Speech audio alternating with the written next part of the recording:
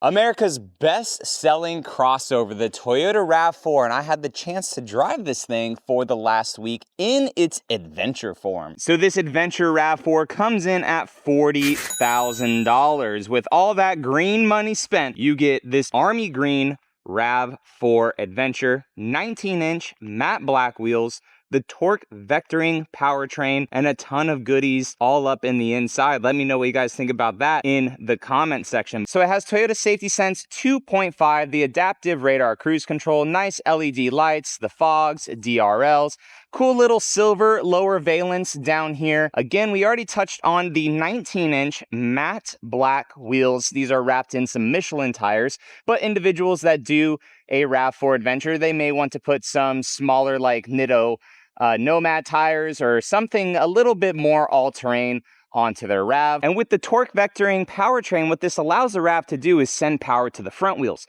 send power to the back wheels, send power to both wheels, and individually too, I believe, certain sides of the car too, if you're losing traction while off-road. And all that is done with some buttons on the inside to select the type of terrain that you're on. Now this particular RAV is in the army green color as mentioned, but you can get these Adventures with a two-tone roof. I like the solid army green look. You're gonna notice a bit higher of roof rails back here. This is for the Adventure grade. This one does have the added on crossbars. I wish that Toyota would be like, hey, it's the RAV4, you get the higher roof rails. Here's the crossbars, but some people may not even like the crossbars, right? Because they do make a bit of wind noise while you are driving. You can hear the wind just kind of catching up under those crossbars. It's not horrible, but it is noticeable because, to be honest, the RAV4 is very quiet of a drive, especially like with these Michelins on it. Very minimal wind noise. The only wind noise I hear is from these crossbars up top. And then as we come to the back, the silver lower valence continues. We have RAV4 in blacked out right there. The Adventure logo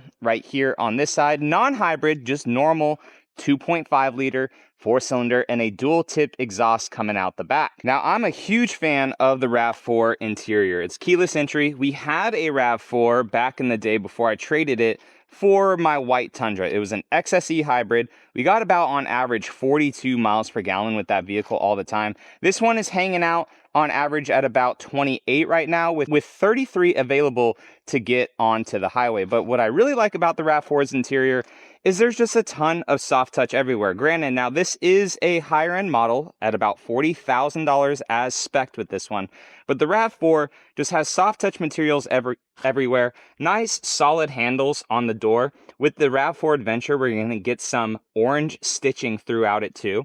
Same with over here on the dash and up here too. Just soft touch materials where you want them almost everywhere. Very jealous as a 4th gen Tacoma owner. But what I like about the RAV4 as well is that you have storage in tons of places for this small car. So you have storage here, obviously on the door cards where you expect it down here. And then we have a shelf system over there for the passenger. More storage down here. No wireless charger on this one. Big, massive cup holders.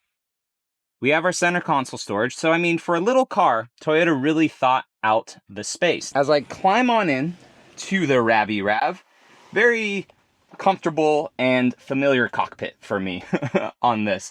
But there are some options kind of missing on this one for the price. We do have the upgraded JBL sound system. So that gives you this brand new 10.5-inch screen with the wireless Apple CarPlay, wireless Android Auto.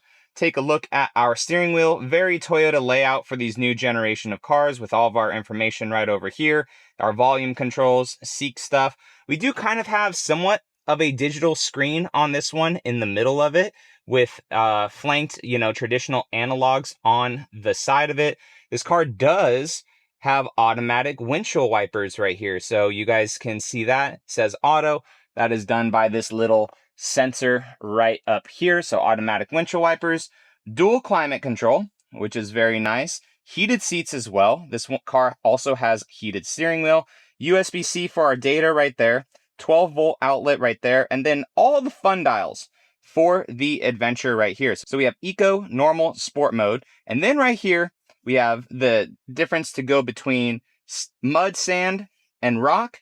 We can just twist that with this little dial. If you're in some snow, we have that there, and then kind of like a downhill assist control. And as I mentioned, with the torque vectoring If you place the car in sand, it's losing traction in the front, needs more in the rear. Back and forth. It's a very sophisticated system, which is very nice because it's an all-wheel drive system, but it's giving you not like pseudo lockers, right? But the car is realizing, hey, I'm slipping here, I'm slipping there. I need to send more power over here to make this like a spunky little car while off-road. We have nice soft tech seats throughout this one as well, with some nice orange stitching, which is, you know, part of this Adventure package. You can see that all down here, down the seat too. More orange accents in the cup holder, and also stitched across the soft touch dash here. Very nice interior of the RAV4. And then going up top, I do wish that the roof was black, but it's all good. But we do have a moonroof. Our XSE RAV4, I believe, had a black roof, if I'm remembering it properly. So now let's go ahead and sit behind myself at 5'11". RAV4, plenty amount of space back here. This is my driving position. Have not changed it.